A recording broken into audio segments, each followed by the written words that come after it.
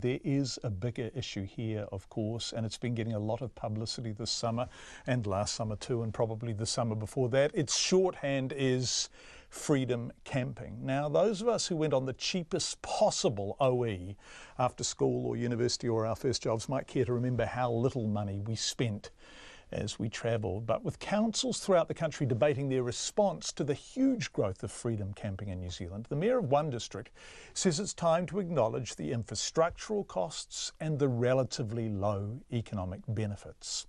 His name is Graham Smith, and he's the Mayor of a district that is big, beautiful, and has a great many tourists, but not many locals to support them.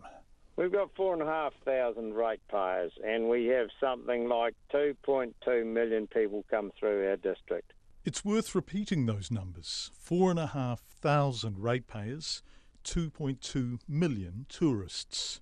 It is a big burden to shoulder, and I've been in talks with the Minister, and hey, we need to take the free out of camping, and we need some form of help to help the infrastructure. Graham Smith isn't slamming the door, it's wide open.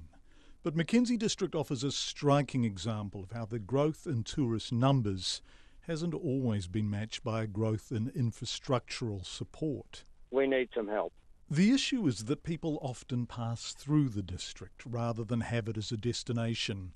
Mackenzie is that entirely inland jigsaw puzzle piece of South Canterbury that people often drive through on the way, well, between Christchurch and Queenstown. As yet, Mackenzie is not really a complete destination like Queenstown, and people do pass through. They do stop on their travels for a wee. And we put two sets of toilets in at Tekapo. One set is a pay wave charge, which people don't seem to mind paying, and the other set is rate funded and is open to everyone. It's free. They stop in downtown Tekapo for a coffee or an ice cream or a pie. And one of our biggest concerns now is parking in town. People can't find park. They stop for a photo at the celebrated and gorgeous Church of the Good Shepherd on the shores of the lake. 1 million tourist visitors last year. And we've just had to erect some barriers around there to actually keep people back. They park their camper vans in rest areas to look at the district's famed night sky, and then they fall asleep. Suddenly you've got 80 in an area, it becomes too dense, and then we have infrastructure problems with toilets and etc. And then they very often drive on to stop and spend their serious money in Queenstown's hotels and restaurants. Mayor Smith understands that, and he wishes them all well. But with 4,500 ratepayers, fewer people than live in many city suburbs, to support a region that's over 7,000 square kilometres large, well, to repeat, we need some help. Now, Mayor Smith isn't ungrateful. He understands tourism as an economic driver. Of course, this creates jobs, doesn't it?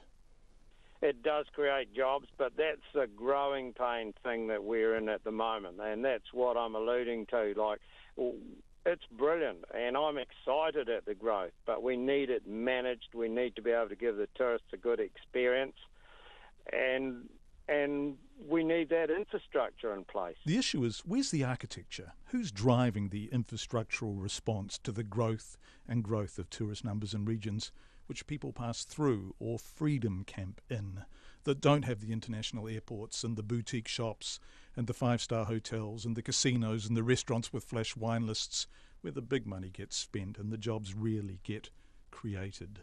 The issue is some tourists spend more than others, and their spending benefits aren't evenly spread. Isn't it stupid? You know, we've got councils saying that they come here and they bring in money. Do they really want to bring in money when they don't even want to pay $10 to stay somewhere?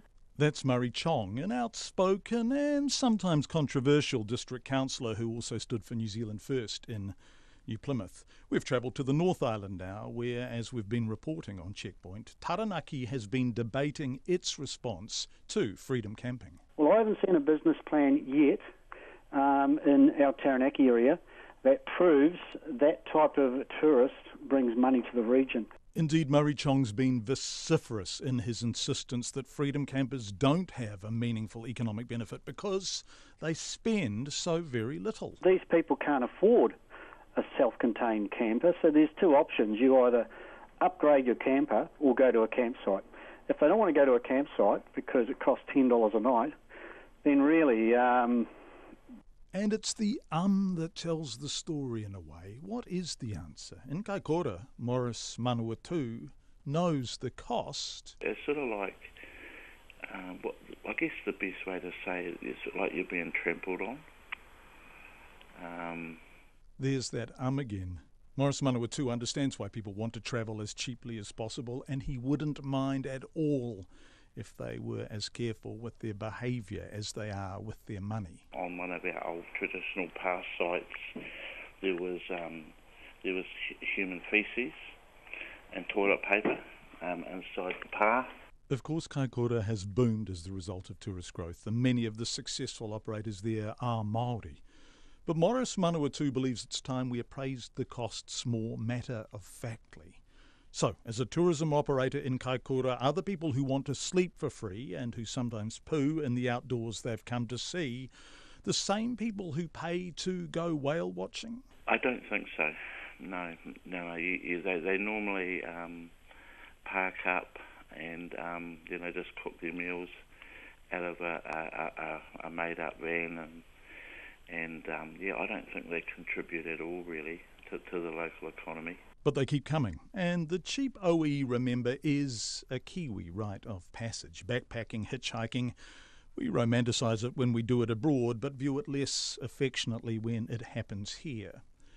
Back in the Mackenzie district, where building toilets and not being able to get a park has concentrated Mayor Graham Smith's mind on the subject, he thinks we just have to be more realistic. We need tourists coming to this country to pay a levy, and it needs to be put out to provincial New Zealand. The low-budget tourists are going to come, Mayor Graham Smith says. We should welcome them, encourage to use the facilities if they've been provided for them, and work out how to share the costs and the benefits. We need a stream of an income stream. I advocate that there be a tourist levy as such, so when people come into this country they're paid, and it's fairly distributed throughout, because it's not just Mackenzie, Central Otago. I know my fellow mayor down there is having similar sort of issues, so it's right across the rural areas in the South Island. That is the Mayor of the Mackenzie District, Graham Smith.